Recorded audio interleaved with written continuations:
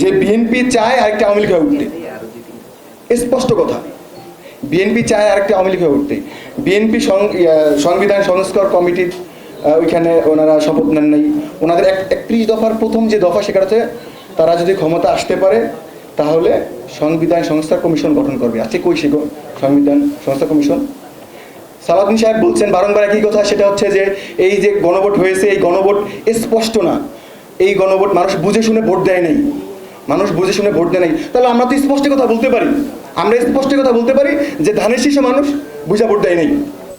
49% vote পেয়ে BNP সরকার গঠন করেছে, সেখানে 69% ভোট পেয়ে গণভোটে হ্যাঁ জয়যুক্ত হয়েছে। সেখানে তো আর এটা আরও আগে আমাদের এটা করা দরকার ছিল।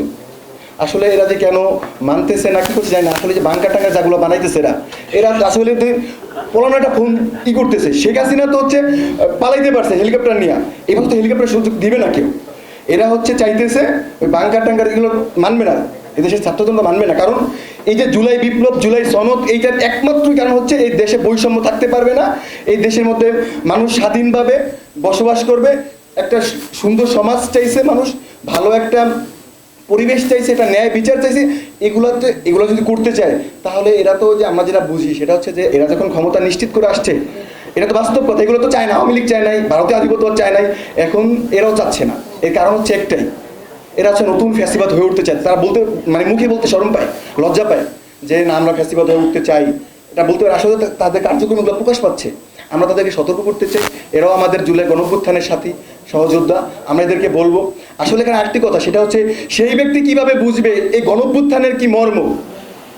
তারা তো ছিল না দেশে, শিলং সালাউদ্দিন দেশে ছিল না, তারেক রহমান তো দেশে ছিল না। তারা কিভাবে বুঝবে যে গণঅভ্যুত্থান কি? আমরা তো এখানে যারা আছে, আমাদের যারা এসে প্রত্যেকে আন্দোলনের জুলাই গণঅভ্যুত্থানের সম্মুখ সারি যোদ্ধা। আমরা লাশ কাঁধে করে, যাত্রাবাড়ি লাশ কাঁধে করে নিয়ে ঘুরছি।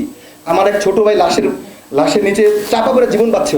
এরা বুঝে আসলে জুলাই সনদ কি, গণভোট কি, দেশ পরিবর্তন করতে কি প্রয়োজন, এরা এটা বুঝে। কিন্তু তারাই বুঝে না যারা দেশের বাইরে ছিল, যারা দেশের বাইরে থেকে আসার পর এসালমের গাড়ি দিয়ে যারা দেশের মধ্যে মহড়া চালাইছে, এরা বুঝবে না। যারা লন্ডন থেকে 10 মাস পরে আসছে, এরা তো বুঝবে না। আজকে আপনি দেখতে চান যে যখন গণঅভ্যুত্থান হয়েছে, এই বিএনপিটার এটা যে ইউটার্ন যে নেওয়ার কারণ কি? এই যে আমাদের গণঅভ্যুত্থানের বাইরে যেতে দাঁড়াবে, কারণ একমাত্র কারণ হচ্ছে তারা তো ছিল না ওইভাবে ফ্রন্ট লাইনে থাকলে তখন রক্তের সাথে এই জুলাই গণঅভ্যুত্থানে তারা বিমারি কখনো করতে পারতো না।